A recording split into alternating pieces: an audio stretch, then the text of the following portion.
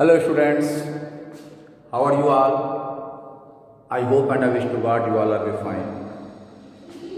I'm Digvijay Singh. I will teach you maths of class 10 topic surface area and values. In this process I will solve few questions for you and for practice. In previous video I will talk briefly describe what is 3D shapes, how can you find the volume, surface area, a lot of things. In this process I will solve few more questions for you and for your practice. NCERT 13.3 exercise. I will solve few questions of this exercise. अच्छे से practice करते रहिए बस। मैं बार बार आपसे कहता हूँ, हर video में आपसे रिक्वेस्ट करता हूँ, you have to done a lot of practice. और प्रैक्टिस में ही आपके पावर है। Power is practice. आपकी प्रैक्टिस जो करेंगे वही आपकी पावर है, वही नॉलेज अपग्रेडिंग है। आप अच्छे से प्रैक्टिस करते रहिए और अपने नॉलेज को अपग्रेड करते रहिए। Without practice you can't do anything. तो 13.3 का पहला क्वेश्चन है कि a metallic sphere of radius 4.2 centimetre is melted and recast into the shape of a cylinder. तो कहने का मतलब ये है कि अगर हम 10 ग्राम गोल्ड को मेल्ट करके ऑर्नामेंट्स बना रहे हैं तो उस ऑर्नामेंट 10 ग्राम का ही बनेगा। तो अगर एक मेटेलिक स्फीयर है तो रेडियस 4.2 सेंटीमीटर, तो radius of sphere, first question, radius r या स्मॉल आर कर लेंगे। मेटेलिक स्फीयर, मेटेलिक स्फीयर क्या दिया है? 4.2 सेंटीमीटर। ठीक है, तो पहले इसका वॉल्यूम निकाल लेंगे। Volume of sphere, volume of sphere क्या होता है? 4/3 पाई आर क्यूब। हम पाई की वैल्यू यहाँ नहीं रखेंगे क्योंकि सिलेंडर बन रहा है ना, तो सिलेंडर में पाई आएगा इंटू 4.2 का क्यूब। अब मल्टीप्लाई तो करना ही पड़ेगा। 4.2 इंटू 4.2 ये हो जाएगा 4 पाई। अभी मल्टीप्लाई ना करें, अभी मल्टीप्लाई हम ना करें, इसको ध्यान दीजिएगा। इसके बाद कह रहा है and record the shape of a cylinder of radius 6 centimetre, find the harder cylinder. तो रेडियस ऑफ रेडियस, तो रेडियस ऑफ यानी कि इसको हम कैपिटल आर मान लें, radius of cylinder is equal to क्या दिया है बेटा? 6 सेंटीमीटर। तो हाइट फाइंड करना है, हाइट ऑफ सिलेंडर फाइंड करना है यानी h। तो volume of cylinder is equal to volume of sphere. Multiply क्यों किया? क्या डिवाइड होगा? तो वॉल्यूम ऑफ सिलेंडर क्या होता है? Pi r square h is equal to volume of sphere क्या है?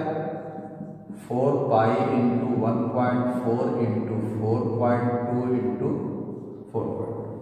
पाई से पाई कट गया, एक काम खत्म हो गया। कैलकुलेशन सिर्फ करते हैं कि पाई से पाई उड़ गई। अब क्या करेंगे? आर की वैल्यू दिया है 6 square into h is equal to 4 into 1.4 into 4.2 into, तो एच इज इक्वल टू क्या हो जाएगा? 4 इंटू 1.4 इंटू 4.2 इंटू 4.2 अपॉन क्या हो जाएगा बेटा? 6 का स्क्वायर यानी 6 इंटू 6। अब इसको डिवाइड करें। 6 7 जा 42, 6 7 जा 42, कुछ कम हुआ। अब इनको हम आराम से मल्टीप्लाई कर लें। ये हो जाएगा 4 इंटू 1.4 इंटू 0.49, 7 7 जा 49, 0.49। अब 4 इंटू इनका मल्टीप्लाई कर लीजिए h। देखिए क्या कर रहे हैं? h इक्वल टू 49 जा 126 होता है। 49 या 126 कैरी 6 आगे कैरी 12 हो गया। 14 4 जा 56 यानी यहाँ 68 हो गया। तो अब देखिए 0.686, फिर 4 से मल्टीप्लाई कर लीजिए। 4 से 24, कैरी टू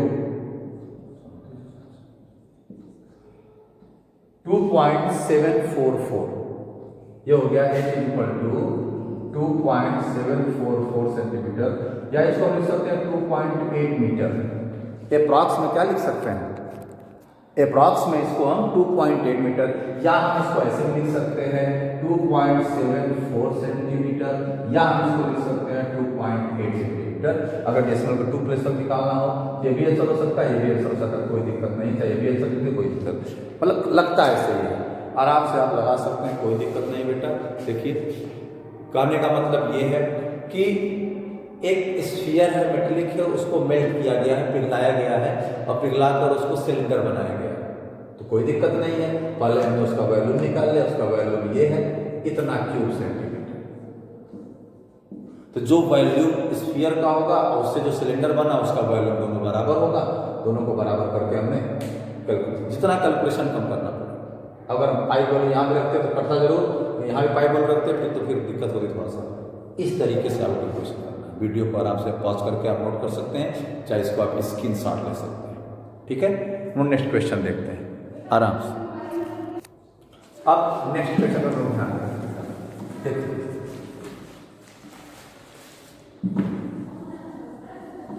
देखते जाइए। सेकंड क्वेश्चन बहुत अच्छा है, नॉर्मली हम लोग सॉल्व कर सकते हैं, पढ़ाई करते रहिए।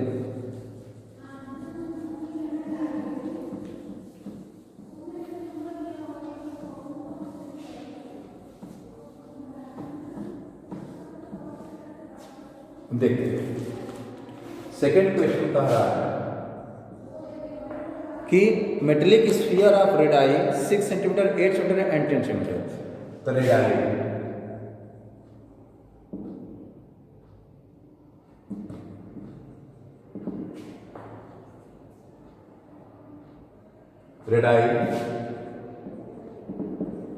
ऑफ 3 इस metallic sphere R1 is equal to 6 centimetre, R2 is equal to 8 centimetre, R3 is equal to 10 centimetre. Clear है? Radius of a big sphere is equal to R, capital R मान लिया। तो अब क्या होगा, ध्यान समझिए, इन तीनों को पिघलाकर एक बनाया गया है। When 3 small spheres melted and recast into a big sphere, therefore volume of big sphere is equal to sum of the volume of 3 small spheres। तो क्या हो जाएगा, 4/3 pi r cube is equal to 4/3 pi r1 cube, 4/3 pi r2 cube, 4/3 pi r3 cube. That is the concept. ये हो जाएगा 4/3 pi r cube is equal to, इसमें से 4/3 pi common कर लीजिए, देखिए आसान हो जाएगा। अलग अलग निकालेंगे तो दिक्कत होगी। 4/3 पाई 4/3 पाई से कैंसिल हो गया, बहुत बड़ा टेंशन दूर हो गया। अब r cube is equal to 6 का क्यूब प्लस 8 का क्यूब प्लस 10 का क्यूब। अब इसको निकालना है, ये 216 होगा, ये 512 होगा और ये 1000 होगा, ठीक है। तो ये हो जाएगा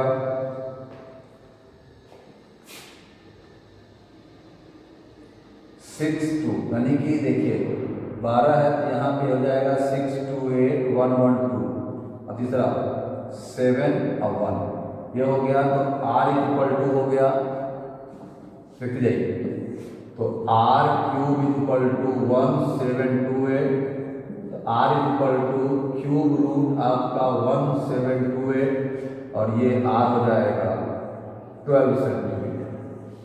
तो 1728 का क्यूब क्या होता है? क्यूब रूट 12 होता है। तो 12 का क्यूब आप निकाल सकते हैं। 12 का क्यूब 12 इंटू 12 इंटू 12 यानी 144 इंटू 12 हो गया, 1728 आ जाएगा। तो इतना तो याद होना ही चाहिए। अगर इतना आपको कंफर्म है तो आपको सारी चीज़ें क्लियर हो जाएंगी। आराम से आप अपने आंसर को फाइंड कर सकते हैं।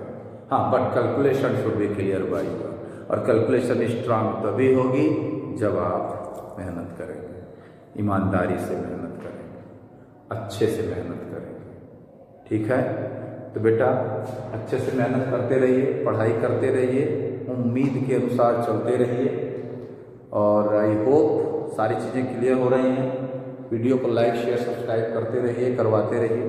हम लोग नेक्स्ट वीडियो मिलेंगे, तब तक आप स्वस्थ रहिए, मस्त रहिए और अच्छे से प्रैक्टिस करते रहिए। मुस्कुराते भी रहिए, खाते भी रहिए, खिलाते भी रहिए, मस्त डांस करते भी रहिए। बट ये है कि आराम से प्रैक्टिस करते रहिए, क्योंकि प्रैक्टिस करना बहुत ज़रूरी है। देखिए यहाँ पे आप नोट कर सकते हैं इसको, वीडियो को पॉज करके। और कोई डाउट हो तो आप मुझसे पूछ सकते। डिस्कशन आज मेरा व्हाट्सअप नंबर है, आराम से आप बात कर सकते हैं, मुझसे पूछ सकते हैं अगर कोई क्वेरीज हो। वैसे तो सारी चीज़ें क्लियर है। अब इस तरीके से आप आर्ट लगा सकते हैं। हम लोग नया चैप्टर पढ़ते हैं, क्योंकि देखो वॉल्यूम सरफेस एरिया जो होता है, सरफेस एरिया वॉल्यूम, ये टोटली अरिथमेटिक है और totally depend on the formula है। इसमें प्रैक्टिस जितना कर लो, फिगर जरूरी है बनाना। फिगर आप जो क्वेश्चन ज़्यादा फिगर है। अब यहाँ पे क्या था कि 3 स्मॉल, अब ऐसे सोच लीजिए 3 बढ़िया लड्डू हैं। तो मान लो एक लड्डू 100 ग्राम का, दूसरा 200 ग्राम का, तीसरा 300 ग्राम। अब तीनों को मिलाकर एक बड़ा लड्डू बना दिया गया, 600 ग्राम हुआ कि नहीं होगा? बस वही वैल्यू बिल्कुल करके। हाँ, बस ये है कि आप अलग अलग सॉल्व करेंगे तो कैलकुलेशन बहुत लंबी होगी, इस तरह कर लेंगे तो कैलकुलेशन जल्दी हो जाएगा। तो फिर मिलते हैं नेक्स्ट वीडियो में। वीडियो को लाइक शेयर सब्सक्राइब करते रहिए, करवाते रहिए। मिलते हैं नेक्स्ट वीडियो में, तब तक स्वस्थ रहिए, मस्त रहिए, जानदार शानदार जबरदस्त रहिए। Okay, thank you.